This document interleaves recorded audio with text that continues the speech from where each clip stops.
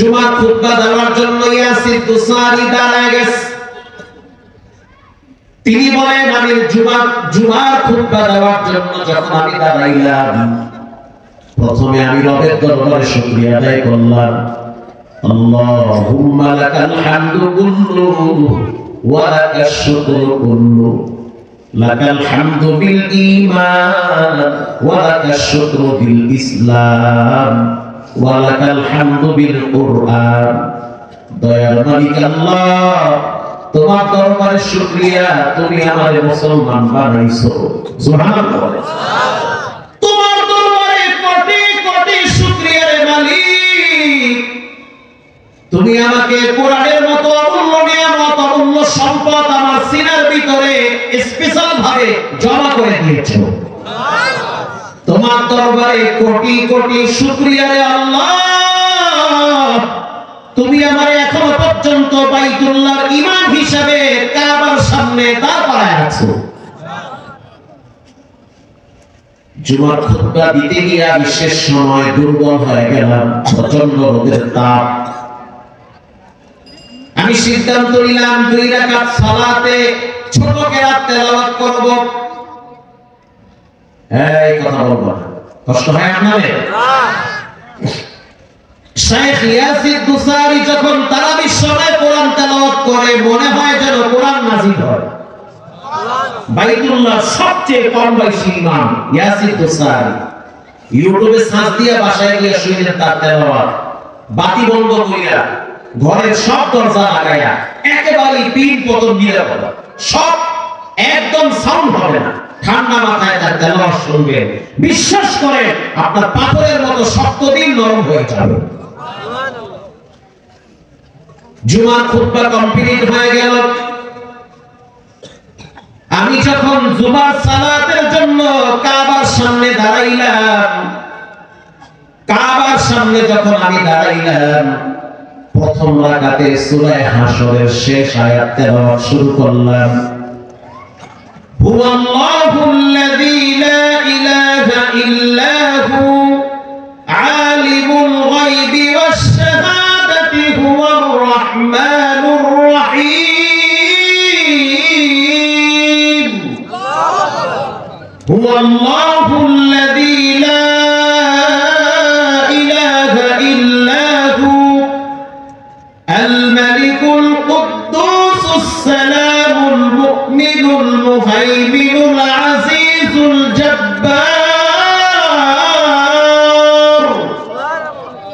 আমি যখন তেলাওয়াত শুরু করলাম, একেবারেই যখন শেষের দিকে চলে আসছি, টের পাইছি আমার পিছনে যে কাতারগুলো হয়েছে, চতুর্দিকে কাতার, পিছন থেকে এক যুবকের কণ্ঠে কান্নার আওয়াজ আমার কান পর্যন্ত আসছে।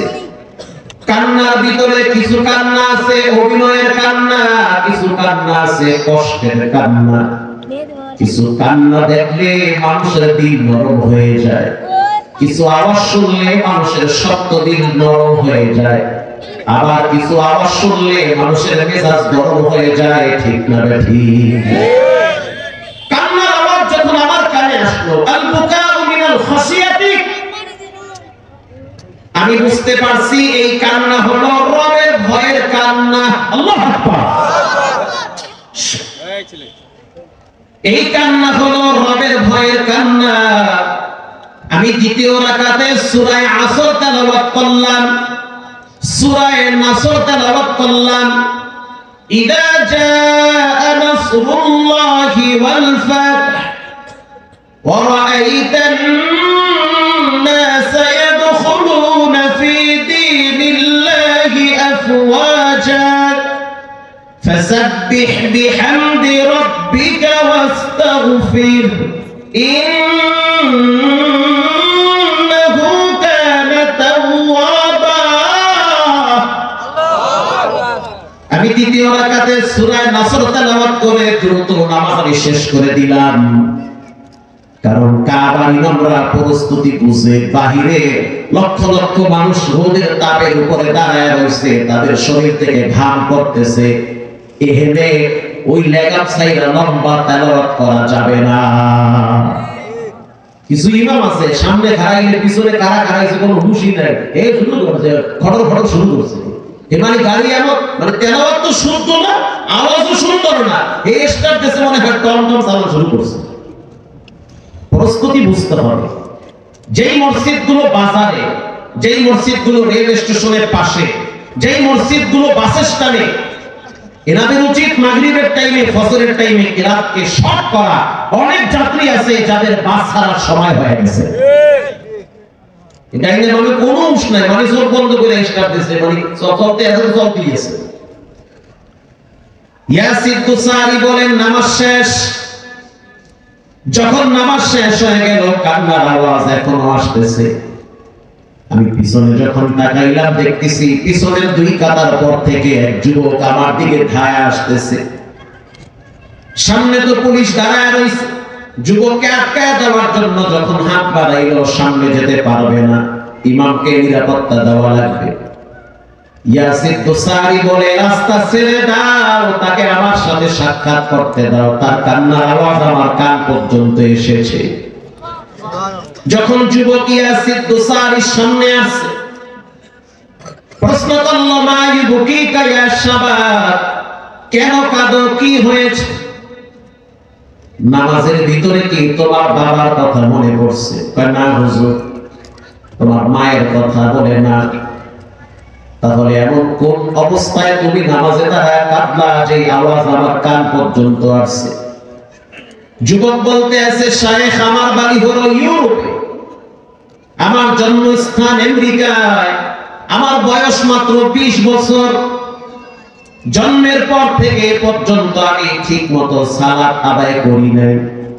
মাঝে মাঝে বাবায় জোর কইরা জুমার দিন মসজিদে নিয়ে যাইতো।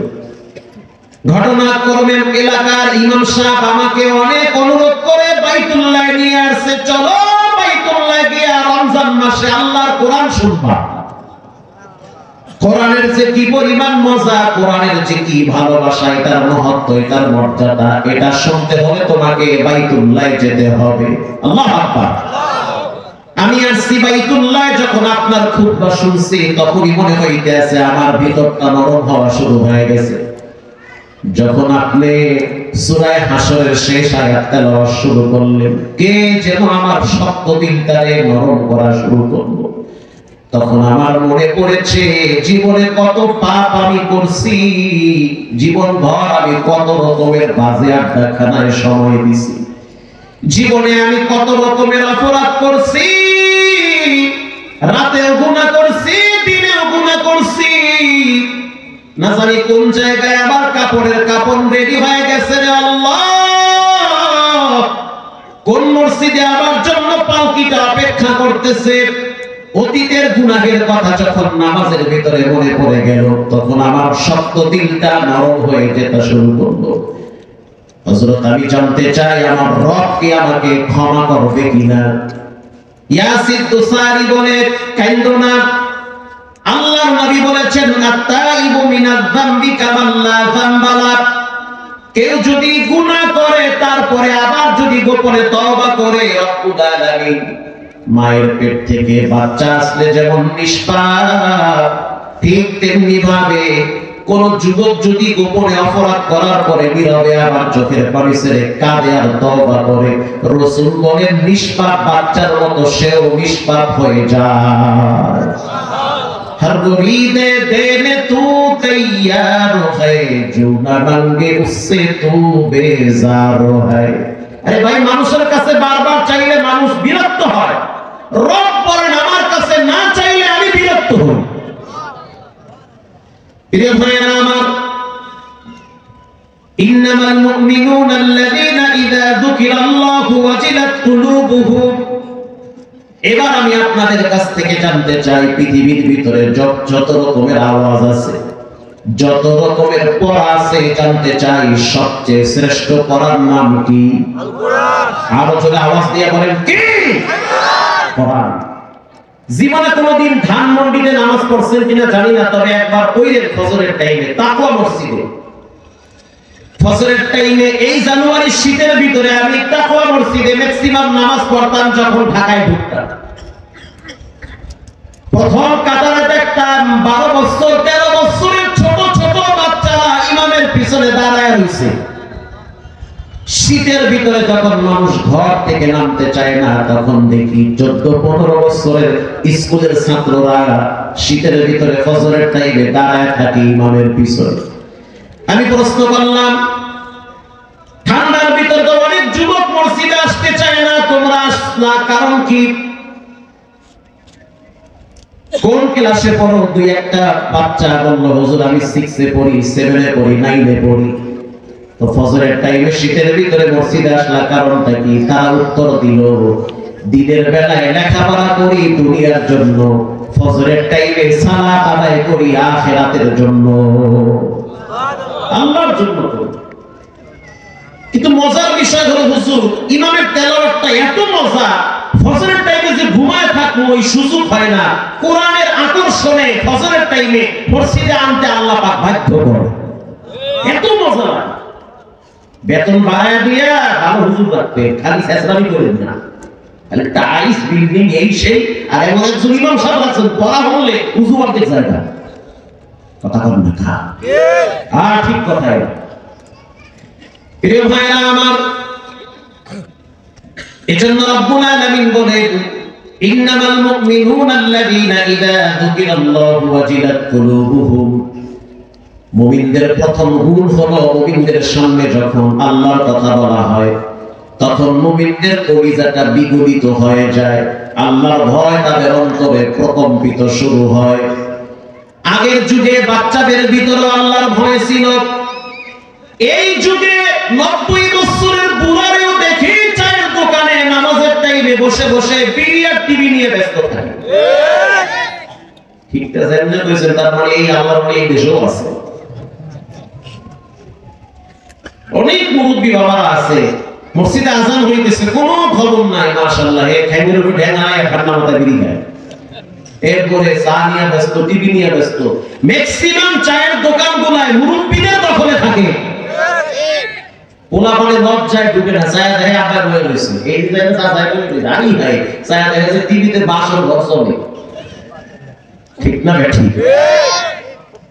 চার দোকানে যদি কোন পোলাপান নষ্ট হয়ে গেছে, পোলাপান নষ্ট হয় নাই, আপনি নষ্ট বানাইছে। আমি তো আমার আব্বারে দেখছি চিকন কঞ্চি নিয়ে মসজিদের বারান্দায় বসে থাকতো। একদিন যদি ফজরের সালাতে দেরি করে যাইতাম, বিশ্বাস করেন এই পাশার কাপড় টান কইরা বিসমিল্লাহ ছাড়া 3টা মারতো। আর এই যুগে বাপে আর পোলা একসাথে একই বিদ্যা, বাপে টাইম না হালায় পোলায় ঘুরে উঠে আবার একসাথে দাঁড়ায় দাঁড়ায় ক্যারাম বোর্ড খেলা। আই হাই, ম্যাডামে ঘরে কিরণমালা নিয়ে ব্যস্ত, মাইয়া আরেক রুমে আরেক পোলা নিয়ে ব্যস্ত, পোলায় দেখি বাইরে পাবজি আর ফ্রি ফায়ার নিয়ে ব্যস্ত, পুরো ঘরটারে ডাস্টবিন বানাইছে। আল্লাহ হেদায়েত দান করুন। আমিন। হযরত ওমরের দরবারে একটা মামলা গেছে, তানবীহুল গাফিলিনে আছে, ফকি আব্দুল্লাহ সামারকান্দি বিখ্যাত মুহাদ্দিস, তিনি লেখছেন। কষ্ট হয় আপনাদের? একজন বাবা হযরত ওমরের আদালতে দাঁড়ায় গেছে, আমিরুল মুমিনিন খলিফাতুল মুসলিমিন আমার সন্তান আমার খোঁজ খবর নেয় না, ভরণ পোষণ দেয় না। হযরত ওমর রাদিয়াল্লাহু তাআলা আনহু নরম মানুষ না, গরম মানুষ। লাউ কানা বাদি নাবিয়্যান লাকানা উমর, নবীর পরে কেউ যদি নবী হইতো রব্বুল আলামিন হযরত ওমরকে নবী বানায় দিত। এরকম দামি একজন সাহাবী হযরত ওমর, যে ওমরের কথার উপরে কোরআনের অনেক আয়াত নাযিল হয়েছে। আল্লাহু আকবার বলেন। আল্লাহর নবী একদিন মুনাফিকের জানাজা পড়ার জন্য রওনা হয়েছে। কে সেই মুনাফিক? যে হলো আব্দুল্লাহ বিন উবাই, মুনাফিকদের লিডার, সন্তান মুসলমান, সন্তান নবীর সাহাবী, বাপ হলো কাট্টা মুনাফিক। এই যুগেও দেখবেন অনেক সন্তান কোরআনের জন্য পাগল, অনেক বাপ ওই যে কি বলে যাত্রা আর ডিজে গানের জন্য পাগল হয়। ছেলে হইছে আল্লাহর ওলি, রাসূলুল্লাহ সাহাবী, বাপ হইছে স্পেশাল মুনাফিক, নাম করা মুনাফিক, মুনাফিকের লিডার। মৃত্যুর গড়গড়ানি যখন শুরু হয়ে গেছে বাবার, ওয়াজাআত সাকরাতুল মাউত, মৃত্যুর যন্ত্রণা প্রত্যেকটা মানুষের জীবনে আসবে কি আসবে না? বাবার যখন মৃত্যুর যন্ত্রণা শুরু হয়ে গেল, সন্তানকে ডেকে বলল, সন্তান, আমি তো জানি আমার মৃত্যুর পরে আমার ঠিকানা ভালো জায়গায় হবে না। সারাটা জীবন আমি রাসূলকে কষ্ট দিয়েছি, এখন তওবা করলেও তওবা কবুল হবে না, কারণ মৃত্যুর গড়গড়ানি শুরু হয়ে গেছে। আমার ইন্তেকালের পর তুমি নবীর কাছে গিয়া বলবা, সে যেন তার একটা পুরান জুব্বা দিয়ে আমাকে দাফন দেয়। কি লাভ? আল্লাহর নবীর দেহ মোবারকে যেই জামাটা লেগে থাকবে, ওই জামা যদি আমাকে পরানো হয় তাহলে কবরের মাটি চাপ দিবে না। 2 নম্বরে রাসূলকে বলবা, সে যেন আমার জানাজা পড়ায়, অন্তত পক্ষে কবরের আযাব থেকে কিছুটা মুক্ত পেতে পারে, মুক্তি হতে পারে। ইন্তেকাল করলো, চলে গেল রাসূলের দরবারে সন্তান আব্দুল্লাহ। হুজুর চলেন। কোথায়? আবার জানাজা একটু পড়ায়, কাঁদতেছে। রাসূল আব্দুল্লাহর দিকে তাকায়া, মাশাআল্লাহ মারহাবা, আব্দুল্লাহর দিকে তাকায়া বলতেছে, ঠিক আছে যাবো ইনশাআল্লাহ, চলো। মুনাফিকের জানাজা পড়ানোর জন্য রাসূল রওনা হয়েছে। কিছু দূর যাওয়ার পরে হযরত ওমর দাঁড়ায় গেছে। আসসালামু আলাইকা ইয়া নবিয়াল্লাহ, ওগো আল্লাহর হাবিব, আপনার উপরে একজনের পক্ষ থেকে শান্তি বর্ষণ হোক। তিনি হলেন কে? আল্লাহ। আপনি কোথায় যান? হযরত ওমর বলতে আছে, আল্লাহর রাসূল বলেন, ওমর, আমি আব্দুল্লাহর বাপ উবাই জানাজা করার জন্য রওনা হয়েছি। হযরত ওমর বলতে আছে, ইয়া রাসূলুল্লাহ, যেই উবাই ইসলামের এত ক্ষতি করলো, যেই উবাই আপনাকে এত কষ্ট দিল, এরকম চিহ্নিত মুনাফিকের জানাজা কোন নবী পড়াইতে পারে না। আস্তে বলবেন না, জোরে বলেন। কেউ যদি প্রকাশ্যে গোপনে ইসলামের বিরোধিতা করে, আল্লাহর দ্বীন বিজয়ের জন্য কেউ যদি বাধা হয়ে দাঁড়ায়, সব মুসলমানরা যদি ঐক্যবদ্ধ হয়, মুনাফিকের জানাজা আমরা পড়াবো না, তাহলে বাংলার জমিনে কোন নাস্তিক মাথা চারা দিয়া উঠতো না। প্রকাশ্যে বলতে হবে, মুনাফিকের জানাজা আমরা পড়তে যাব না। যে যেমন তার জানাজার দৃশ্য তেমন হয়। রমজান মাসে এক নাস্তিক মারা গেছে, দেখছি মরার পরে লাশ ফালায় রাখছে, তার ভক্তরা চতুর্দিকে দাঁড়ায় দাঁড়ায় রবীন্দ্র সঙ্গীতের বরকত কানে দিতেছে। সুবহানাল্লাহ, নাউজুবিল্লাহ, আউযুবিল্লাহ, নাউজুবিল্লাহ, কিছু একটা কইয়ে। ব্যক্তি যেমন হয় তার জানাজাও তেমন হয়। ব্যক্তি যেমন হয় তার মৃত্যুর পরে তার আশেপাশের মানুষগুলা দেখলেই বোঝা যায় ব্যক্তি কেমন ছিল। নেতা যদি দিনদার হয়, ইনসাফ করা হয়, ন্যায় পরায়ণ হয়, কর্মীরাও ভালো হয়। আর নেতা যদি চামচামি করে, নেতা যদি ধান্দাবাজ হয়, দুর্নীতিবাজ হয়, আশেপাশের চামচারা এরা হয় চান্দাবাজ আর ধান্দাবাজ। এজন্য ব্যক্তি ভালো হওয়া লাগে। গত পরশুদিন মাহফিল করলাম পিরোজপুর কংসনগরে, একেবারে উপজেলার পাশে। ইশারের নামাজ পড়লাম সাইদি ফাউন্ডেশনে। নামাজের পরে দেখলাম অনেক যুবকরা শহীদ আল্লামা দেলোয়ার হোসেন সাইদি রাহিমাহুল্লাহ কবরের চতুর্দিকে দাঁড়ায় দাঁড়ায় সূরা তেলাওয়াত করে। তো বুঝতে পারলাম কিছু মানুষ কবরে গেলে তাদের জন্য দিল থেকে দূর থেকেও মানুষ দোয়া করে। আবার কিছু মানুষ কবরে গেলে মানুষ দূর থেকে বলে, ভালো হয়েছে, আরো আগে করা উচিত ছিল, দেশের উপরে বহু জুলুম করছে। ঠিক না বেঠি? হযরত ওমর বলতে আছে, কই যান? জানাজা পড়াইতে চাই না। মুনাফিকের জানাজা আপনি পড়াবেন না। আল্লাহ হাবিব বলতে আছে, ওমর রাগ করিও না, মনে কষ্ট নিও না, যাই আগে। কারণ রাসূলের দিলটা ছিল আকাশের মতো বড়। আল্লাহ হাবিব যখন ওমরকে ওভারটেক করে চলে গেল, সামনে কিছু দূর যেতে না যেতে হযরত জিবরাইল দাঁড়ায় গেছে। হুজুর আপনি কোথায় যান? বলে আমি আব্দুল্লাহর বাপ উবাই জানাজা পড়ার জন্য রওনা হয়েছি। আসার সময় কার সাথে আপনার সাক্ষাৎ হয়েছে? বলে ওমরের সাথে। ওমর কি বলছে? বলে জানাজায় যাইতে না বলছে। ওগো আল্লাহর হাবিব শুনে নেন, ওমরের কথার সাথে রব্বুল আলামিন একমত পোষণ করেছে। আল্লাহু আকবার জোরে বলেন। তার মানে আপনি যাবেন না। শুধু তাই না, ওয়ালা তুসাল্লি আলা আহাদিন মিনহুম মাতা আবাদান ওয়ালা তাকুম আলা কবরি। কোন মুনাফিকের জানাজা কোন মুমিন করতে পারে না। মুনাফিকের কবরের পাশে দাঁড়ায়ও দোয়া করা যাবে না। শুধু তাই না, আপনি নবী যদি ইস্তাগফির লাহুম আও লা তাস্তাগফির লাহুম ইন তাস্তাগফির লাহুম ৭০ মাররা, আল্লাহ কোরআনে বলেন যদি আপনি ৭০ বার কবরের পাশে দাঁড়ায় যদি মুনাফিকের জন্য তওবা করে আল্লাহর কাছে ক্ষমা চান, আপনার দোয়া কবুল হবে না। আল্লাহু আকবার। প্রিয় ভাইরা আমার, এই হলো সেই ওমর। তার আদালতে মামলা নিয়ে গেছে এক মুরব্বী সন্তানের ব্যাপারে। কথা কি বুঝতেছেন? কে সেই ওমর? হজের সফরে হযরত ওমর তাকায় দেখতেছে বাইতুল্লাহ চত্বরে এক যুবক ৩ মাথা হয়ে বসে আছে। ৩ মাথা বুঝেন আপনারা? মানে এরকম বসে থাকলে হাঁটু উপরে উঠে থাকে, মাথা দিয়া থাকে, এটা আমরা কই ৩ মাথা। কথা কি বুঝতেছেন? এরকম বসে আছে। হযরত ওমর প্রশ্ন করল, তোমার ভিতরে বিষণ্ণতার ছাপ, দুশ্চিন্তা দেখা যায়, সমস্যা কি? কি হয়েছে তোমার? এটা বলে হযরত ওমর তার পিঠে হাত দিয়েছে। ওইগুলোর হিকায়াতে আছে, যখন পিঠে হাত দিল তখন যুবক বলল যে আমার পিঠে হাত দিবেন না। কেন হাত দিব?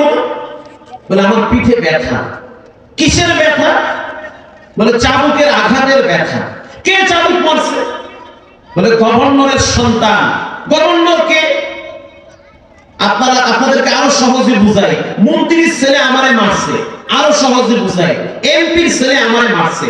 এমপি মন্ত্রীর পাওয়ার আছে না? না। এমপির ছেলে আমাকে আঘাত করছে। আচ্ছা, এমপির নাম কি? এমপির নাম হলো বিখ্যাত সাহাবী আমর ইবনুল আস। তো মারছে কে? তার ছেলে ওবাইদুল্লাহ বিন আমর। আচ্ছা তাই নাকি? বলে হ্যাঁ। কেন মারছে? বলে আমার ক্ষেতের উপর দিয়া ঘোড়া চালায়া যাইতেছিল, আমি নিষেধ করছি, এই জন্য ক্ষিপ্ত হয়ে আমার পিঠে চাবুক দিয়ে আঘাত করছে। কয়টা আঘাত করছে?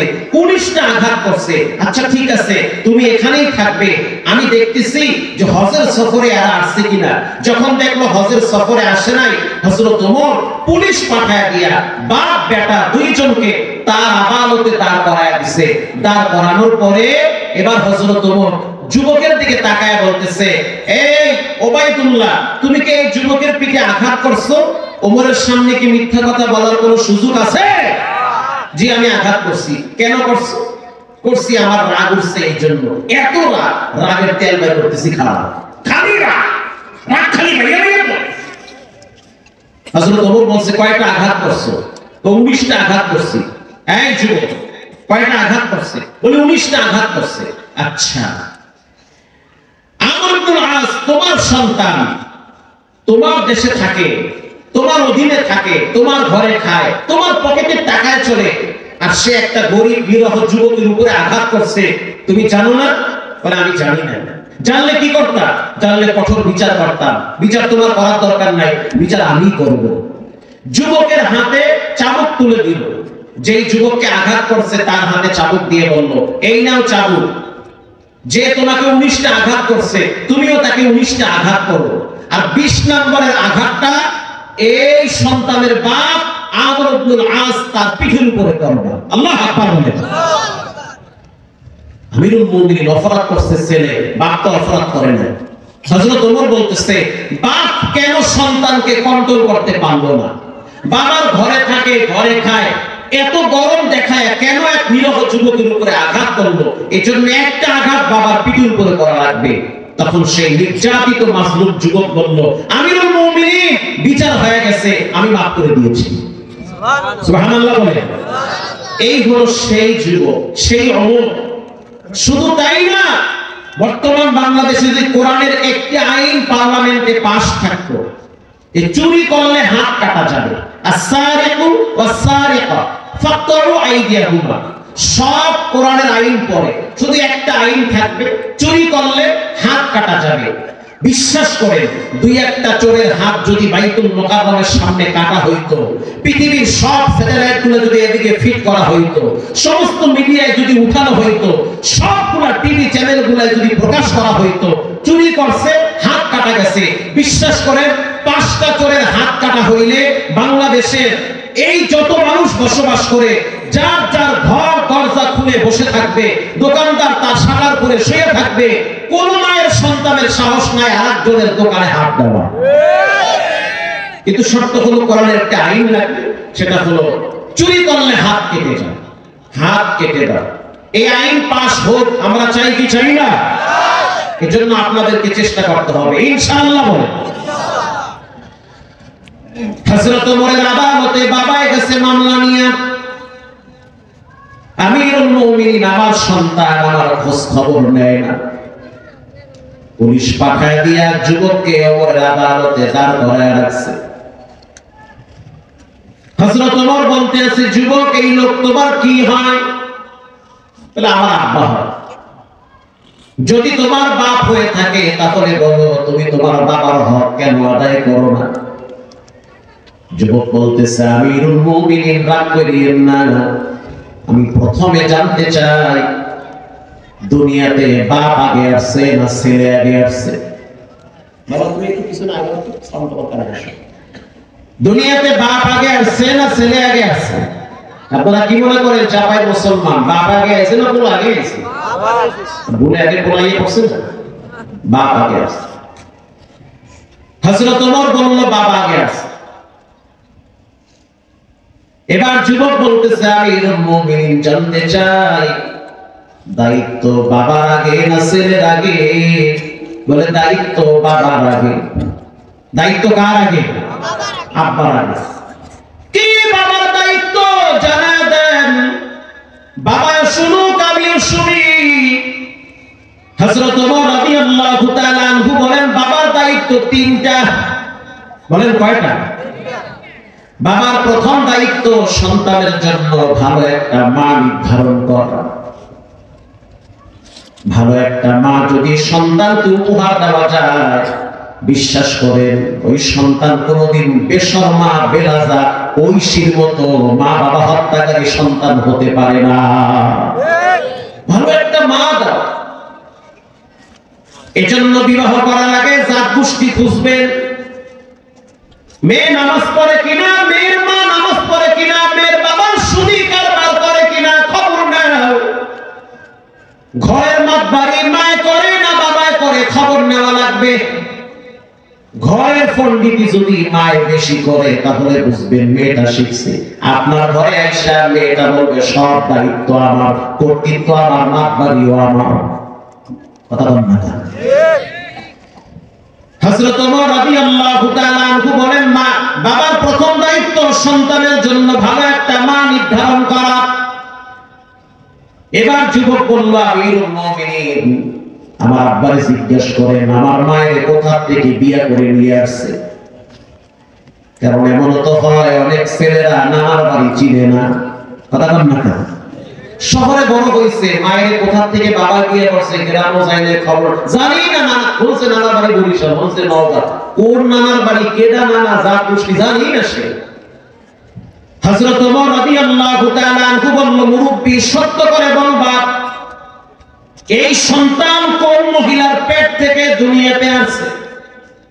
বিবাহ করার সময় কার মেয়ে বিয়ে করছো? কোন ফ্যামিলিতে বিয়ে করলা? কেমনে কেমনে বিয়ে করছো জানতে চাই। মুরব্বির চেহারা কালা হয়ে গেছে, চোখের পানি ছেড়ে দিয়ে বলল, আমিরুল মুমিনিন আপনার সামনে মিথ্যা বলার সুযোগ নেই।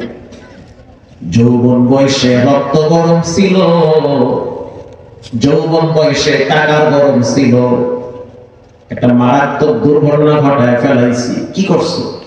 আমি এক রাখালের বউরে ঘর থেকে ভাগায় নিয়ে আসছি।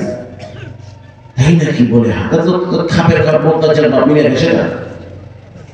বিয়ে শাদী তালাক ইদ্যত এদি বুঝি না আমি। ঘর থেকে টাইনে নিয়ে এসো, এটার পরে এটা ঢুকাই দিছো, এটা হালাল না হারাম কিছু বুঝো কেন? এটা আমি বুঝি না, আমার ক্ষমা করে দেন। কিসের ক্ষমা? এটা মারাত্মক শরীয়তের প্যাচ লাগিয়ে দিয়েছে। ক্ষমা না কিসের? ক্ষমা দিয়ে কি সব হয়? হযরত ওমর রাদিয়াল্লাহু তাআলা আনহু বললেন, মুরব্বি, জীবনে কোনদিন দেখছো তোমার স্ত্রী তোমার সন্তান পেটে নিয়ে বসে বসে কোরআন পড়ে? না, দেখি না। জীবনে কোনদিন দেখছো তোমার স্ত্রী তোমার সন্তানটারে কোলে নিয়ে কোরআন তেলাওয়াত করে? না, তাও দেখি না। জীবনে কোনদিন দেখছো তোমার স্ত্রী তোমার সন্তানটারে দুধ পান করানোর আগে স্তনে বাচ্চার মুখ দেওয়ার আগে বিসমিল্লাহ বলেছে? বলে না, তাও দেখি না। তাহলে তুমি প্রথম ভুল করলা, ভালো একটা মা নির্ধারণ করতে ভুল করেছো। 2 নম্বরে বাবার দায়িত্ব সন্তানের জন্য ভালো একটা নাম রাখা। এই যুবক, বলো তোমার নাম কি? বলে আমার নাম হলো জৌল। কি নাম? জৌল। এই নাম তুমি কেমনে রাখছো? বলে আমার আব্বা রাখছে। মুরব্বি, বলো তোমার যে সন্তান নাম রাখছো জৌল, অর্থ কি? বলে অর্থ আমি জানি না। হযরত ওমর রাদিয়াল্লাহু তাআলা আনহু বলল, অর্থ তোমার খুব ভয়ঙ্কর। 3 নম্বরে বাবার দায়িত্ব হলো সন্তানের জন্য কোরআন শিক্ষা দেওয়া। আল্লাহু আকবার বলে। কোরআন চিনাইছো? বাইতুল্লাহ চিনাইছো? মেসওয়াক চিনাইছো? টুপি চিনাইছো? দাড়ি চিনাইছো? কিবলা চিনাইছো? না, চিনাই নাই।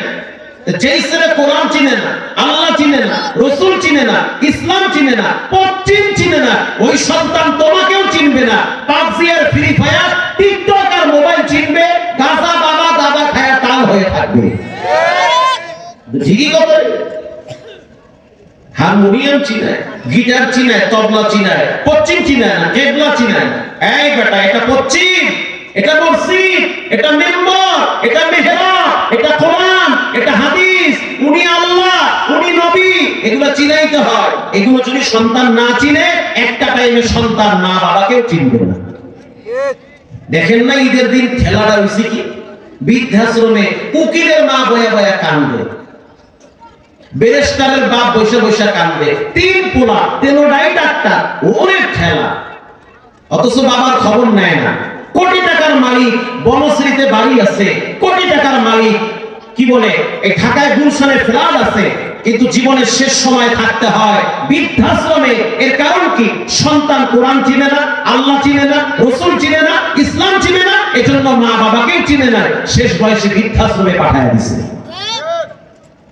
এজন্য সন্তানদেরকে দিন শিখাতে হয়, চিনাতে হয়। আমি তো জুমা পড়াই মতিঝিলে, যাই না একদিন দেখবেন জুমার দিন খেলাটা করে, পাশেই তো মুগদা মেডিকেল, সেখানে একজন ডাক্তার দেখছি, এমবিবিএস ডাক্তার। তো তাকে আমি বললাম, স্যার আপনার বাড়ি কোথায়? বলে আমার বাড়ি কুমিল্লায়। ঢাকায় কোথায় থাকেন? বলে আমি থাকি মোহাম্মদপুর আদাবর। আচ্ছা, মা? বলে হুজুর আমি মায়ের সাথে থাকি।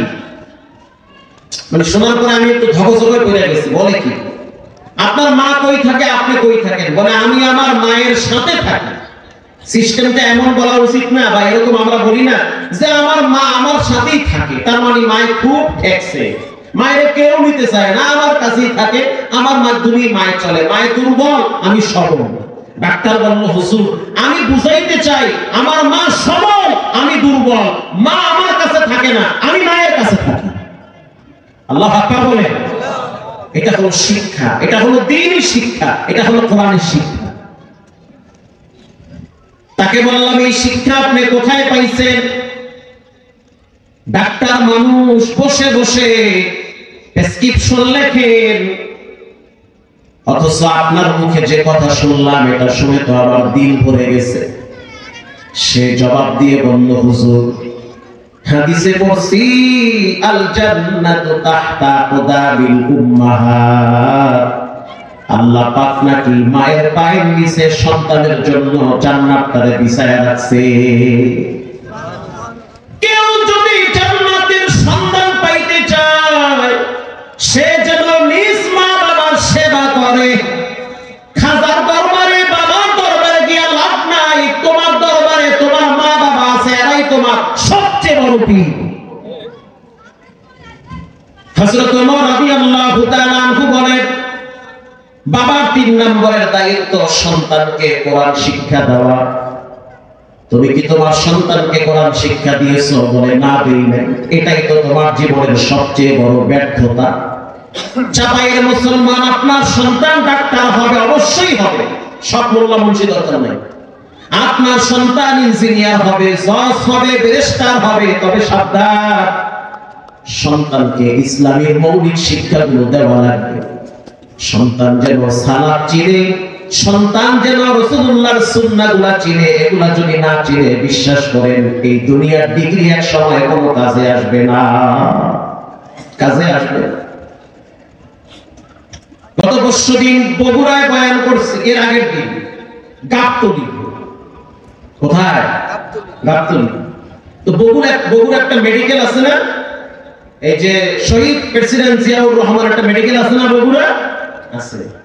ডাক্তার সাহেব দেখা করতে আসছে, হুজুর আপনার বয়ান তো আমি নিয়ে শুনি, বিশাল আপনার ভক্ত আমি। এই যে আমার সে কার্ড দিয়ে দিয়েছে গত পরশুদিন, ডাক্তার হাবিবুর রহমান ভক্ত। যখন সামনে আসলো মনে হইল কোন মাদ্রাসার মুহাদ্দিস।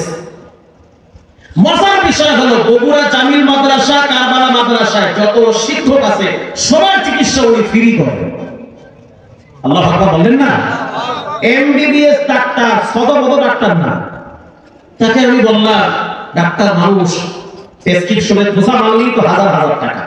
সে বলল, টাকা আমি ঠিকই নেই, কিন্তু কিছু মানুষের কাছ থেকে টাকা নেই না, তাদেরকে আল্লাহর জন্য আমি ছেড়ে দেই, আল্লাহর জন্য আমাকেও ছেড়ে দেয়। সুবহানাল্লাহ নাই?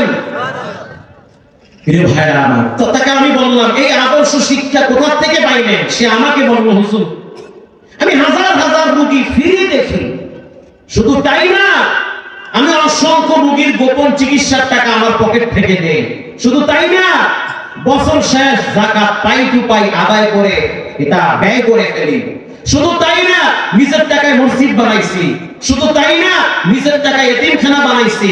আমি বললাম, এই আদর্শ কোথা থেকে পাইলে? বলে, আমি আমার মায়ের কাছ থেকে আদর্শ শিখছি। সুবহানাল্লাহ বলিও আরো বাড়ায় দেয়। আমার মা আমাকে শিক্ষা দিয়েছে। আমার মা তাহাজ্জুদ গুজার একজন নেককার মহিলা।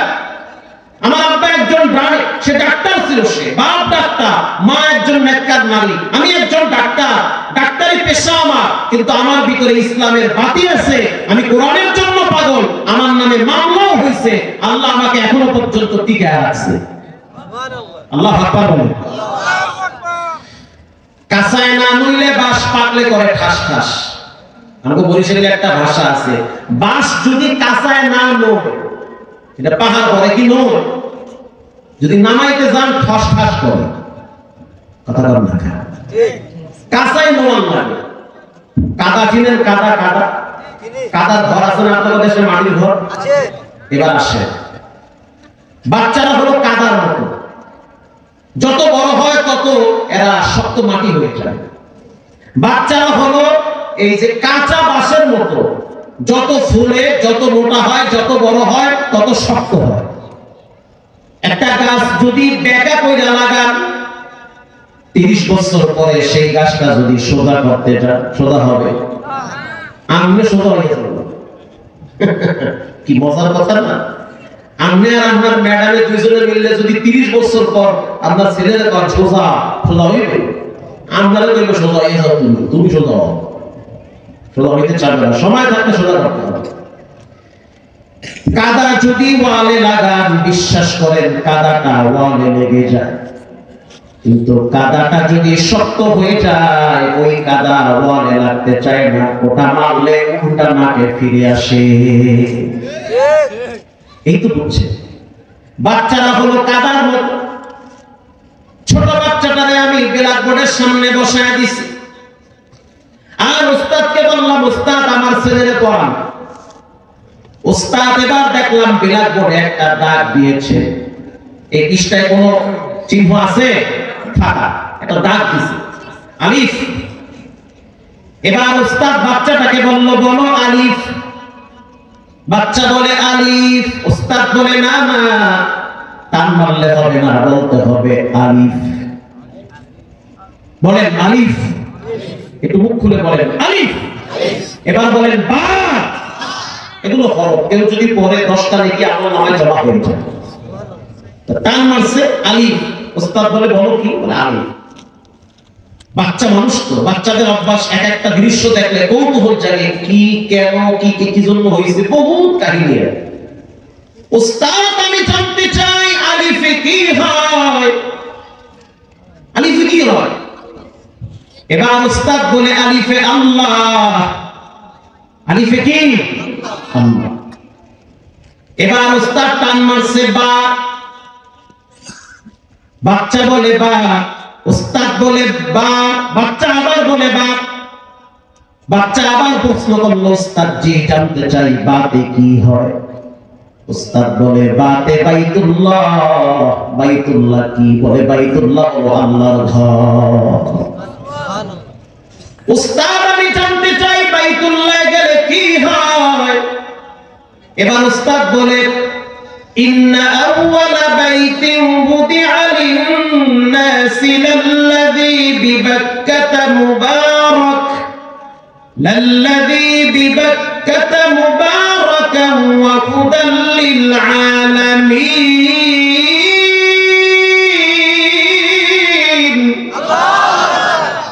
বাইতুল্লাহ হলো হেদায়েতের মার্কাজ। তোমার দাদার বাড়ি বাইতুল্লাহ, তোমার আব্বা বাইতুল্লাহ বানাইছে। হুজুর আমার আব্বা কিডা? আমার আব্বা তো এই হুজুর বলে রয়েছে। না, তোমার জাতির পিতা হলো ইব্রাহিম, ঠিক না ব্যাঠিক? সে বাইতুল্লাহ বানাইছে। এবার বাচ্চার ভিতরে কৌতূহল জাগে, আব্বাই সেই ঘর বানাইছে। বাচ্চায় বলে আব্বু সেখানে কি আছে? আমি বললাম সেখানে জমজম আছে।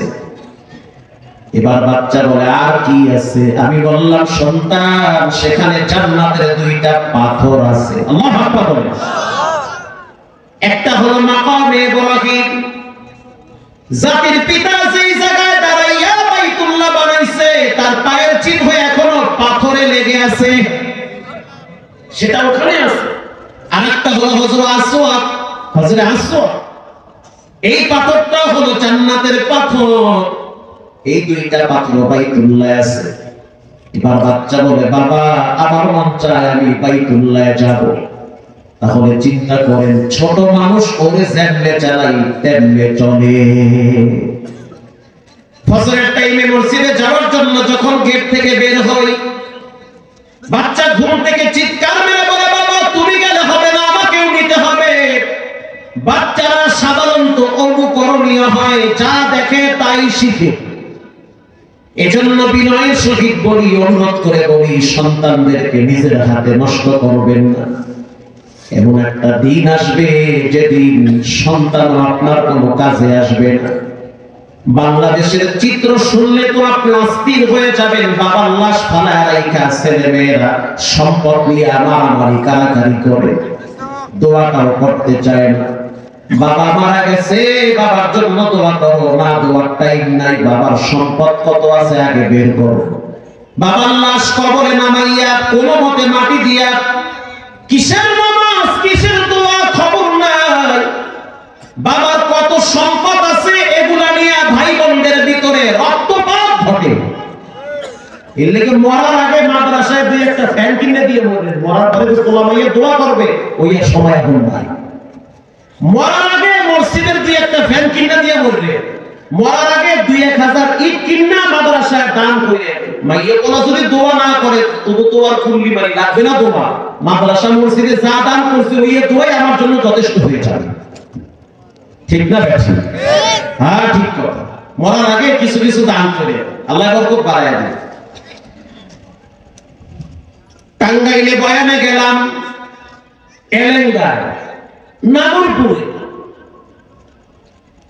বয়ানের মাঝখানে দেখলাম এসপি সাহেব ডান পাশে বসে আছে, বামের টিউলো বসে আছে। যুবকদের মাহফিল, বিশাল মাহফিল, হাজার হাজার শ্রোতা। মুফতি আমির হামজা সাহেব, আব্দুল্লাহ আমিন ভাই, আর উল্লেখযোগ্য অনেক বড় বড় বক্তারা সেখানে ছিল। একটু পরে দেখলাম তারা সবাই বসে বসে বয়ান শুনতেছে। একটু পরে দেখলাম একজন কালো মানুষ, সে হাইটা যখন স্টেজে আসলো, তাকে দেখার পরে দেখলাম এসপি সাহেব দাঁড়ায় বলতে আছে হুজুর আপনি এখানে বসেন। কিছুক্ষণ পরে আমি বুঝতে পারলাম এই কালো মানুষটা সাধারণ কোন সন্তানের বাপ না, এটা হলো হাফেজ সালেহ আহমদ তাকরিবের বাবা। নাম শুনছেন না তাকরিব? 70টা রাষ্ট্রের পিছনে ফেলাইয়া কোরআন প্রতিযোগিতায় প্রথম স্থান দখল করেছে বাংলার সন্তান সালেহ আহমদ তাকরিব। এবার তার সাথে আমি অনেক সময় গল্প করলাম, যাইতে যাইতে সে বলল, হুজুর এতদিন আমার কেউ চিনত না, যখন আমার সন্তান পৃথিবীর বুকে নাম ফুটায় ফেলাইছে এখন দেখি সবাই আমার চিনে। তো বুঝতে পারলাম সন্তানের সফলতার কারণে মানুষ মা বাবাকে সম্মান করে। আর যদি সন্তান বখাটে হয়, যুবক শুনে না, তুমি যদি বখাটে হও, গাঞ্জাখোর হও, মদখোর হও, তোমার চরিত্র যদি খারাপ হয়, তাহলে তোমার খারাপ চরিত্র দেখা মানুষ প্রথম বলবে ওটা কোন বাবার সন্তান। ঠিক না বেটা? প্রথমে বলবে ওটা কার ফুলা, এটা কোন মহিলার পেটে আছে তুমি। আর যদি সন্তানের ব্যবহার ভালো হয়, তার আদর্শ যদি ভালো হয়, প্রথম সন্তানকে তালাশ করে না, তার মা বাবারে খুঁজে। এজন্য রব্বুল আলামিন কোরআনে বলে, এই বাবা একটু পিছনে চাপ দাও, এই আওয়াজটা কানে আসছে না, কষ্ট হয় আপনাদের? সন্তান কিয়ামতের ময়দানে বাবার কাছে আসবে না, মায়ের কাছে আসবে না। এই প্রসঙ্গে আল্লাহ কোরআনে নিজেই বলেন, ইয়াউমা লা ইয়ানফাউ মালুন ওয়ালা বানুন ইল্লা মান আতাল্লাহা বিকলবিন সালিম।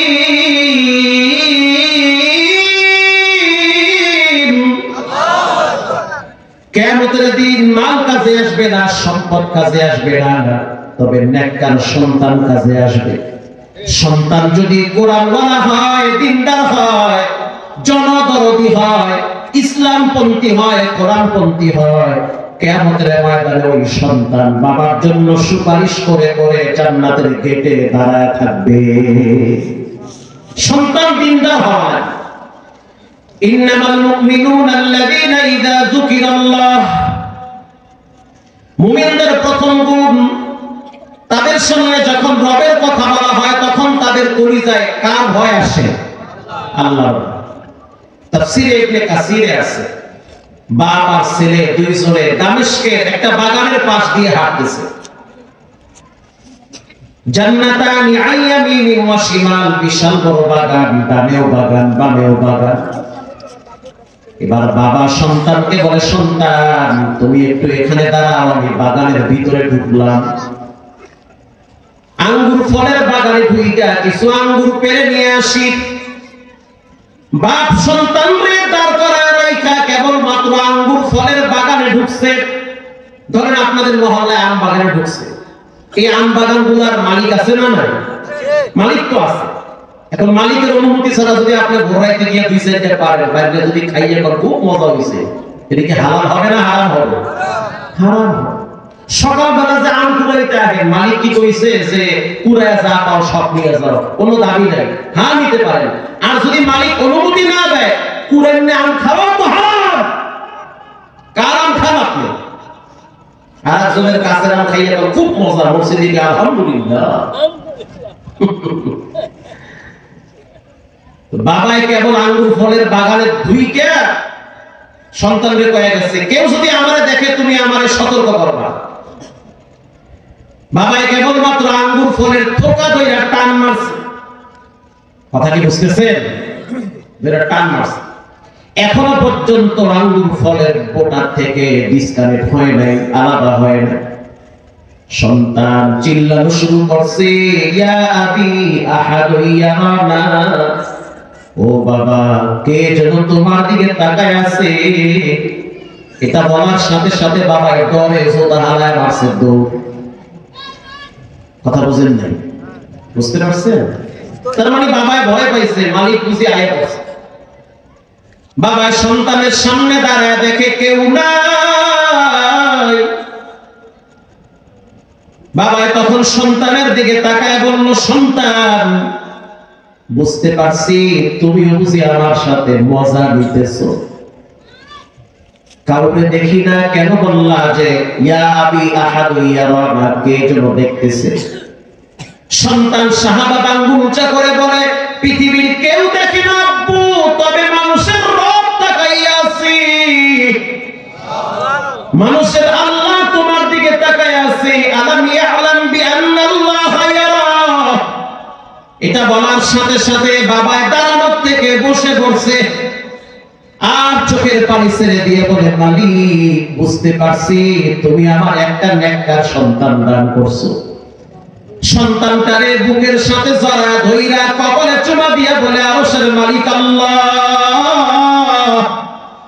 দুনিয়াতে কিছুই চাই না, তুমি আমার এমন একটা সন্তান দিছো রে, যেই সন্তান কিনা তোমার ভয় দেখায়, পরকালের ভয় আমার কলিজার ভিতরে ঢুকায় দিয়েছে। আগের যুগে বাচ্চাদের ভিতরে আল্লাহর ভয় ছিল, এই যুগে 25-26 বছরের যুবক জুমার নামাজটাও পড়ে না, হেডফোন কানে দিয়া গান শুনতে শুনতে বাড়ি যায়। আল্লাহর ভয় করে তোমার কলিজার ভিতরে আসবে, কত মানুষের লাশ দেখলে তুমি বুঝবা এরপরে সিরিয়ালটা তোমার আসতেছে। এমন কোন রাত নাই, দিন নাই, যেই রাতে দিনে মানুষের মরণ হয় না। ঈদের আগের দিন রাত্রি বেলাও তো দেখছেন বগুড়ায় যাওয়ার সময় এক ডাক্তার গাড়ি অ্যাক্সিডেন্টে মারা গেছে। ডাক্তারের একটা বাচ্চা মেয়ে ছিল, সেই মেয়েটাও গাড়ির ভিতরে ছিল, সেও মারা গেছে। চিৎকার মারছে, কেউ শুনে নাই। ঈদের মার্কেট কইরা গাড়িতে রাখছে, বাড়িতে যাবে, কাছাকাছি যাওয়ার পর এমন অ্যাক্সিডেন্ট করছে, গাড়ি দুমড়ে মুচড়ে ফুটবল হয়ে গেছে। লাশটাই না বের করতে পারে না, গাড়ি কাইটা কাইটা লাশ বের করা লাগে। কবে বুঝবেন যে এরপরে সিরিয়ালটা আপনার চলে আসতেছে? বাংলাদেশের নামি দামি খেলোয়াড় তামিম ইকবাল অল্প বয়সে স্ট্রোক করে বিছানায় পড়ে গেছে। এত উন্নত মানের খাবার খায়, এত দামি গাড়িতে ঘুরে, গোটা বিশ্বটাকে হাতের ভিতরে নিয়ে কত আনন্দ করে, কিন্তু তরুণ মানুষ, যুবক মানুষ হঠাৎ বিছানায় পড়ে গিয়েছে। বুঝতে হবে জীবনটা হলো সংক্ষিপ্ত জীবন। আজকে বেঁচে আছেন, কালকে আপনার লাশ কবরে চলে যেতে পারে। এজন্য রব্বুল আলামিন বলেন ওয়া ইযা তুলিয়াত আলাইহিম আয়াতুহু যাদাতুহুম ঈমানা। মুমিনদের সামনে যখন কোরআন তেলাওয়াত করা হয়, মুমিনদের ঈমান তখন বাড়তে থাকে। ওয়া আলা রাব্বিহিম ইয়াতাওয়াক্কালুন। মুমিনদের ঈমান বাড়তে বাড়তে এমন একটা জায়গায় পৌঁছে যায়, তখন মুমিনরা তাওয়াক্কুল করে, ভরসা করে একজনের উপরে, তিনি হলেন কে? আল্লাহর নবীর যুগে একজন মহিলার ঘটনা শুনেন, বুখারীতে আছে। আবু হুরায়রা রাদিয়াল্লাহু তাআলা আনহু ইশারের নামাজ পড়া ঘর থেকে যখন বের হয়ে গেছে, পিছন থেকে একজন মহিলা চিৎকার মেরে বলতেছে, ইয়া আবু হুরায়রা তাআল, আবু হুরায়রা তুমি একটু আমার কাছে এসো। রাসূলুল্লাহর সাহাবী যুবক মানুষ আবু হুরায়রা বলে, তুমি একজন নারী, আমি একজন পুরুষ, দুইজনের কাছাকাছি হইলে মাঝখানে শয়তান আইসা তোমার আমারে ধোঁকা দিবে, একটু দূরে থাকবা। মহিলা বলতে আছে, আবু হুরায়রা আমি তোমাকে আমার দিকে আকৃষ্ট করার জন্য ডাকি না, আমার ভিতরে এমন কিছু কষ্ট আছে যেটা শেয়ার করার জন্য তোমারে ডাকতেছি। এলাকার মা বোনেরা দিলের কান লাগায় শুনলেন, যারা গোপনে গোপনে পাপ করেন, স্বামীও জানে না, সন্তানও জানে না, যারা নীরবে দরজা জানলা লাগাইয়া অপরাধে লিপ্ত হন, সাবধান। পৃথিবীর কেউ যেটা দেখে না, চিৎকার মেরে বলেন সেটা একজন দেখেন, তিনি হলেন কে? আল্লাহর ডান। কিডনি বড় দামি সম্পদ, হাত বড় দামি সম্পদ, একটা যদি নষ্ট হয় ভিক্ষা করলেও তো টাকা ম্যানেজ হবে না। জায়গা জমি যা আছে বিক্রি করলেও তো লাভ নাই, তার আগে রবের দরবারে চোখের পানি ছেড়ে তওবা করে নেন। হাতের সাথে গুনাহ লেগে আছে, চোখের সাথে গুনাহ লেগে আছে, পায়ের সাথে পাপ লেগে আছে। কুলু নাফসিন বিমা কাসাবাত রাহিনা। মহিলা, কি বুড়া, কি জুয়ান, কি নারী, কি পুরুষ, প্রত্যেকটা কৃতকর্মের ফলাফল তাকে ভোগ করা লাগবে। জুয়ান কালে একটা মেয়ের ওন্না ধরে টান মারছে, খুব মজা পাইছে, অপেক্ষায় থাকেন একটা টাইমে চোখের সামনে আপনার মেয়ের জামা ধরে আরেকজন টান দিবে, দেখবেন কিচ্ছু বলতে পারবেন না, কিচ্ছু বলতে পারবেন না। কামা তাদিনু তুদানু, যেমন কর্ম তেমন ফল। মহিলা যখন বলল, আবু হুরায়রা একটু কাছে আসো, দুঃখের কথাটা বলি, কষ্টের কথা বলি, কষ্টের কথা বললে দিলটা হালকা হবে। আবু হুরায়রা বলল, কি এমন অপরাধ করেছো যেই অপরাধের কারণে নিজেকে সবচেয়ে খারাপ মনে করো? মহিলা বলতে আছে, আবু হুরায়রা রাত্রিবেলা দরজা লাগায় দিয়া বাতি যখন নিভায় দেই তখন ভয় লাগে। খাবার খাইতে গেলে খাবার আমারে বলে, তুই তো খারাপ নারী, কেমনে খাবার খাও? আমি যখন লজ্জিত হইলাম, অনুতপ্ত হইলাম, কি করব কারো কাছে বলতে পারি না, সহ্য করতে পারি না। আবু হুরায়রা বলল, কি এমন পাপ করলা বলে আমি গোপনে জিনা করছি? জিনা করার পরে আমার পেটে একটা বাচ্চা আছে, আমার এক ফ্রেন্ডের সাথে আমি পাহাড়ে গিয়া গোপনে লিপ্ত হয়েছি। লিপ্ত হওয়ার পর তার বিশ্রম আমার ভিতরে চলে আসছে, পেটে বাচ্চা চলে আসছে, বাচ্চা বড় হয়েছে, ভূমিষ্ঠ হয়েছে, নিজের হাতে গলা টিপে হত্যা করছি। এখন আমি এই চেহারাটা কাউরে দেখাইতে পারি না, লজ্জা পাই। আমার এখন কি করণীয়? না পারি মরতে, না পারি বাঁচতে।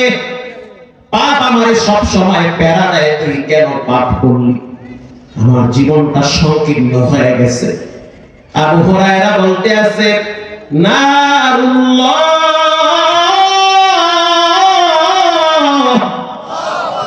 আল্লাহর আগুন কিন্তু মারাত্মক আগুন। আল্লাতী তাত্তালিউ আলাল আফইদা, শরীরের যে কোনো অঙ্গে লাগলে কলিজা ভুনা হয়ে যাবে। আল্লাহর আযাবকে ডরাও। এটা বলার সাথে সাথে মহিলা বলতে আছে, আমি এখন কি করব? পাপ তো আমার হাতেও লেগে আছে, দেহেও লেগে আছে। আবু হুরায়রা বলতে আছে, খবিস, বদকার নারী, জিনা করলি, আবার পেটের বাচ্চাটারেও হত্যা করলি, খুনি। এটা বলার সাথে সাথে মহিলাটা চিৎকার মেরে খেজুর গাছের কিনারায় বেহুশ হয়ে গেছে। আল্লাহু আকবার। আবু হুরায়রার বদদয় হয়েছে, রাসূলুল্লাহ দরবারে চলে গেল, গিয়ে বলতে আছে, ইয়া রাসূলুল্লাহ, একজন নারী আমার কাছে এসে বলল, আমি অপরাধ করেছি, তুমি কি বলেছো? আবু হুরায়রা বলল, আমি বলছি তুমি বিনাশ হয়ে যাও, দূরে চলে যাও। আল্লাহর রাসূল বলতে আছে, আবু হুরায়রা, ওই মহিলার কান্নার আওয়াজ পৃথিবীর কেউ শুনে না। ওই মহিলার রাতের চোখের পানি দেয়া যায় নামাজ ভিজাইছে, কেউ দেখে নাই। ওই মহিলার কান্নার আওয়াজে আরশ আজিমের দরওয়াজায় গিয়া ধাক্কা লাগছে। শুধু তাই না, হযরত জিবরাইল কোরআনের আয়াত নিয়ে আসছে, ইল্লা মান তাবা ওয়া আমানা ওয়া আমিলা আমালান সালিহান ফাউলাইকা ইউবাদদিলুল্লাহু সাইয়্যাতিহিম হাসানাত। কেউ যদি ঈমান আনার পরে আবার পাপ করে, আবার তওবা করে, আবার পাপ করে, আবার তওবা করে, যুগের ভাষায় বুঝাই খারাপ কাজ করছে, একটু পরে ভাবতেছেন কেন করছি? এটা যদি আমার মেয়ের সাথে করা হয়, স্ত্রীর সাথে করা হয়, বোনের সাথে করা হয়, তাহলে কেমন লাগবে? এটা চিন্তা করে সে গোপনে তওবা করলো। কিছুদিন পরে শয়তানের ধোঁকায় আবার পাপ করছে। ও নবী, আপনি জানায় দেন, ওই নারীর যত গুনাহ ছিল সব আল্লাহ মাফ কইরা গুনার জায়গায় নেকি পূরণ করে দিয়েছে। সুবহানাল্লাহ। আবু হুরায়রা পরের দিন বাজারে গিয়ে দুই হাত উঁচা করে অ্যানাউন্স করে, গতকালকে আমার কাছে ফতোয়া নেওয়ার জন্য কে আসছো? একজন নারী কলস কলস ভইরা পানি নিয়ে যাওয়ার সময় বলতেছে, আবু হুরায়রা, তুমি না গতকালকে আমারে তাড়ায়া দিছো? আবু হুরায়রা বলতেছে, সুসংবাদ, কোরআনের আয়াত নাযিল হয়েছে, তোমার কান্নার তওবার কারণে রব তোমার জিনার গুনাহ মাফ করেছে।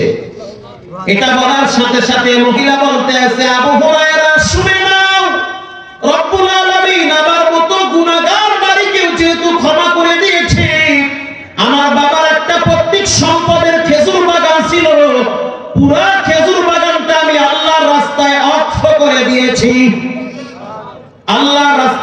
খেজুর বাগানটা আমি দান করে দিয়েছি।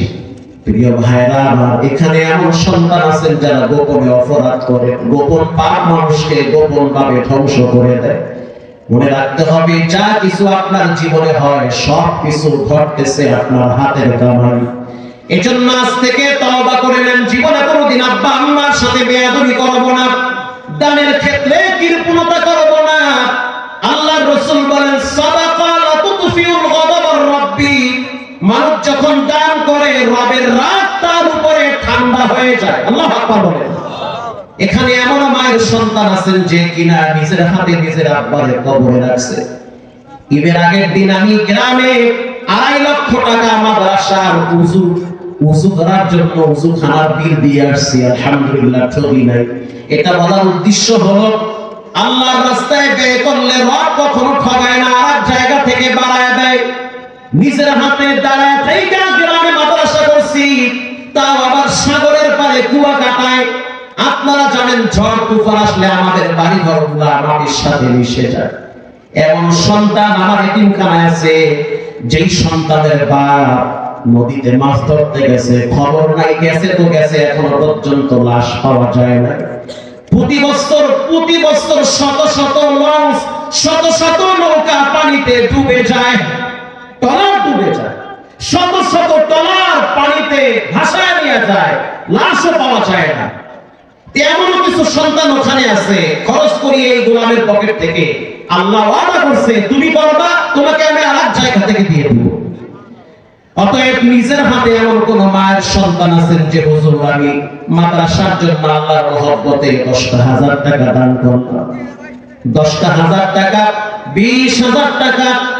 যদি 20,000 টাকা দেওয়ার মতো সামর্থ্য থাকে, একজন লোক উঠবেন না, আমার সাথে দোয়া না করে কেউ যাবেন না। প্রথম আমি একজন চাই, হুজুর আমি আব্বা আম্মার জন্য 10,000 টাকা আল্লাহর নবীর ঘর মাদ্রাসায় ফালায়া দিলাম। 5 মিনিট সময়, কে আছেন এখানে? ইনশাআল্লাহ হুজুর 10,000 টাকা আমি মাদ্রাসার জন্য ওয়াকফ করে দিলাম, ফালায়া দিলাম, আল্লাহ আরেক জায়গা থেকে দিয়ে দিবে, ঠকবেন না, লাভবান হবে। একটু হাত তুলে আমাকে দেখাবেন, আছেন তো পুরো প্যান্ডেলে? হুজুর আমি 10,000 টাকা মাদ্রাসার জন্য দিয়ে দেব, ইনশাআল্লাহ। আছেন কি দেওয়ার মতো? কোন মায়ের সন্তান কি নাই? হুজুর আমি আব্বা আম্মা থাকলে চিকিৎসা করতাম, খাওয়াইতাম, ফ্রিজ ভরা মাছ গোস্ত আজকে আছে, আহা আজকে আব্বা আম্মা নাই, কোথায় রয়েছে বলুন? মাশাআল্লাহ, নারে তাকবীর। মুজিবুর সাহেব 10,000 টাকা, আব্বা আম্মাকে মাফ করে দেন, দীর্ঘ হায়াত দান করেন, দুনিয়া আখিরাতে সফলতা দান করেন, আমিন বলেন। দানে কখনোই ধন কমে না, দানে ধন আল্লাহ বাড়ায় দেয়। জীবনের সময় নাই, দানের মাধ্যমে মানুষ ঠকে গিয়েছে, বরং দানের মাধ্যমে মানুষের উন্নতি আর সফলতা আসে। আছেন কেউ দেওয়ার মতো? আরেকজন লোক হাত তুলেন তো পুরো প্যান্ডেল। হুজুর আমি 10,000 টাকা আব্বা আম্মার জন্য মাদ্রাসায় ফালায়া দিলাম। আপনার টাকায় 10টা ফ্যান হোক, 5টা ফ্যান হোক, আপনার টাকায় 20 বস্তা সিমেন্ট হোক, আপনার টাকায় 10টা তোষক মাদ্রাসার জন্য হোক, ঘরে এত দেন, তারপরেও তো শুকরিয়া আদায় করে না। প্রতি বছর বলে তুমি দিছো কি? ছেলে মেয়ের এত খাওয়ান, এক বেলা যদি খাওয়ান কমায় দেন, পরের বেলায় বলে তুমি কথা ভাব। অথচ আল্লাহ ঘরে মসজিদ মাদ্রাসায় দান করলে এগুলো পাহাড়ের মতো উঁচা হয়ে থাকে। আল্লাহ তাআলা আপনাদেরকে তৌফিক দান করুন। কে আছে, কে পারবে? একটু হাত তুলে আমাকে দেখান। হুজুর আমি মাদ্রাসার জন্য 10,000 টাকা ফালায়া দিলাম, ইনশাআল্লাহ আল্লাহ তৌফিক দান করুন। ডানে বামে সামনে পিছনে আছেন কে দেওয়ার মতো? অনেক ধনাঢ্য ব্যক্তি, সামর্থ্যওয়ালা ব্যক্তি দেওয়ার সামর্থ্য রাখে, আছেন কে দেওয়ার মতো? পারবেন দিতে কে? 10,000 টাকা ইনশাআল্লাহ আছেন দেওয়ার মতো? একটু দিলটা নরম করে না, এত শক্ত হয়ে গেলেন। কে আছে? কোথায়? মাশাআল্লাহ, সেক্রেটারি সাহেবের ভাই, সেক্রেটারি সাহেবই আমার মতো দাওয়াত দিয়েছে। ওনার ভাই কি নাম? ভাই আব্দুর রাজ্জাক। 10,000 টাকা, বলেন মারহাবা। যেমনি মারহাবা কইছেন মনে খুব বেজার হয়ে গেছিল আপনারা। তাকবীর হবে চলে, নারে তাকবীর। আব্দুর রাজ্জাক ভাই 10,000 টাকা দিয়েছে। আল্লাহ তাআলা তার দান কবুল করুন, দীর্ঘনায়ক হায়াত দান করুন, আমিন বলেন। কিছু মানুষ কিছু জায়গায় টাকা পয়সা ব্যয় করে চেহারা কালা করে রাখা শুয়োর পুত্রে দিছি। কেউ ভাই মনে তো একটা টাকা যারা কইলাম রাত্রিবেলা তো আমার রাস্তাঘাটে চলি, চায়ের দোকানে বসছি, টাকা গলায় দেখি খালি বুক এরকম জ্বলতে আছে। কি ব্যাপার আমার বুঝছিস এরকম করে খেয়ে তো হুজুর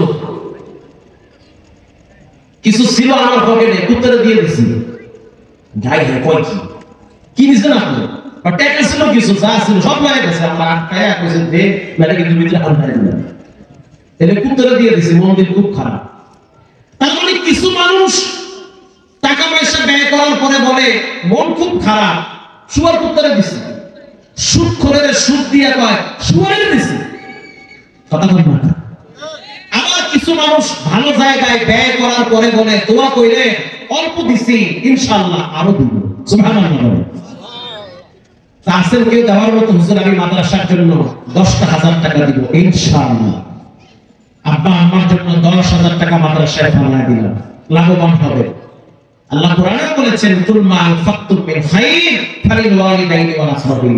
টাকা পয়সা ব্যয় করো মা বাবার জন্য, যেহেতু অনেকের কবরে গেছে মা বাবা, তাদের জন্য মুক্ত হস্তে মাদ্রাসায় ব্যয় করে। আল্লাহ তৌফিক দান করুন, আমিন বলেন। চাপাচাপি নাই, যদি দেওয়ার ইচ্ছা থাকে আগে আগে দিয়ে দেন। যখন হুজুর আপনি কইতে থাকেন আপনার তেল মজায় আর করে দেব। কে পাবেন 10,000 টাকা ইনশাআল্লাহ? আপনি দিবেন? কে দিবে? ডানে বামে সামনে পিছনে 10,000 টাকা দেওয়ার মতো আর কেউ আছেন? আল্লাহ পাক তৌফিক দান করুন। হুজুর আমি 10,000 টাকা পারলাম না, 5,000 টাকা দিলাম। আমি আশাবাদী কমপক্ষে 4-5 জন লোক হাত তুলবে। হুজুর আমি 5,000 টাকা আব্বা আমার জন্য মাদ্রাসায় ফালায় দিলাম, নগদ অথবা বাকি।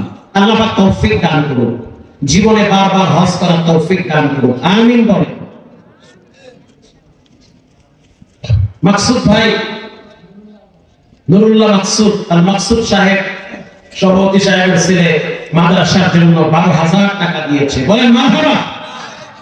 রব্বুল আলামিন দানে ধন বাড়ায় দেন, দীর্ঘ হায়াত দান করেন, জীবনে বারবার হজ্জে বাইতুল্লাহ কবুল করেন। বলেন আমিন। আরো জোরে বলেন আমিন। আর কে পারবে? 10,000 পারলাম না, 5,000 দিয়ে দিলাম ইনশাআল্লাহ। 5,000 টাকা দেওয়ার মতো কেউ আছেন পুরো প্যান্ডেলে? ডানে বামে সামনে পিছনে যদি থাকেন ইনশাআল্লাহ নিয়ত করেন যে আমি মাদ্রাসার জন্য 5,000 টাকা ফলায় দিলাম। 2018 সালে যখন আমরা হজের সফরে ছিলাম, আমি একা না, মাওলানা হাফিজুর রহমান কুয়াকাটা সেও ছিল। তাওয়াফের সময় দেখলাম এক রিকশাওয়ালা, কেরানীগঞ্জ রিকশা চালাইতো, সে দেখি বাইতুল্লাহ লাব্বাইকের আওয়াজ দেয়। আল্লাহ পাক বলেন না, রিকশাওয়ালা খানায় কাবার সামনে লাব্বাইকের আওয়াজ দেয়। তার মানে কি? টাকা থাকলেই বাইতুল্লাহ যাওয়া যায় না, টাকা থাকলেই মসজিদ মাদ্রাসায় ব্যয় করা যায় না। হজ করা, মসজিদ মাদ্রাসায় দান করা, গোরস্থানে দান করা, এটা টাকার ব্যাপার না, এটা তকদিরের ব্যাপার। অনেক টাকাওয়ালা আছে, কত বছর আইসে আর গেছে, জীবনে কোনোদিন বাইতুল্লাহ দেখার সুযোগ পায় নাই, তার আগেই কবরে গেছে। আবার কত গরিব মানুষ দেখছি আল্লাহ পাক তাকে বাইতুল্লাহ কবুল করেছে। বলেন তৌফিক দেওয়ার মালিক কে? আল্লাহ তাআলা। আর কে আছে? মাদ্রাসার জন্য আমি 5,000 টাকা দিয়ে দিলাম ইনশাআল্লাহ। ডানে বামে সামনে পিছনে যারা উপস্থিত রয়েছে ফ্যান দিবে, দিবে তো ইনশাআল্লাহ। দেন ওনার নামে লেখেন একটা ফ্যান। আল্লাহ আব্দুল হান্নান সাহেব, উনি কি রানিং মেম্বার? দাঁড়াইছে কি জেসছে না ঠকছে? কোনো ঠকা নাই, উনি জিতা, উনি জেসছে। এটা ফ্যান, মাশাআল্লাহ, এটা ফ্যান। আল্লাহ পাক এই মুরব্বিকে কবুল করুক, আমিন বলেন। খুব ভালো মানুষ, সম্মান করে। উনি বুড়া মানুষ, বয়স্ক মানুষ, ওনার ইচ্ছা হলে একটা ফ্যান মাদ্রাসায় দিয়ে এটা ঘুরবে, ঠান্ডা বাতাস আসবে, বাচ্চারা বসে বসে কোরআন পড়বে, আর কিছু না হোক সওয়াবের একটা অংশ তো তার কবরে যাবে 100। আল্লাহ পাক তৌফিক দান করুন। আব্দুল খালেক মামা কোথায়? মাশাআল্লাহ, 5,000 টাকা। নারে তাকবীর। আল্লাহ পাক আব্দুল খালেক সাহেবকে কবুল করুন, দীর্ঘ নেক হায়াত দান করুন। বলেন আমিন। মুসিবত থেকে হেফাজত করুন। আর কে আছে? 5,000 টাকা মাদ্রাসার জন্য দেব ইনশাআল্লাহ।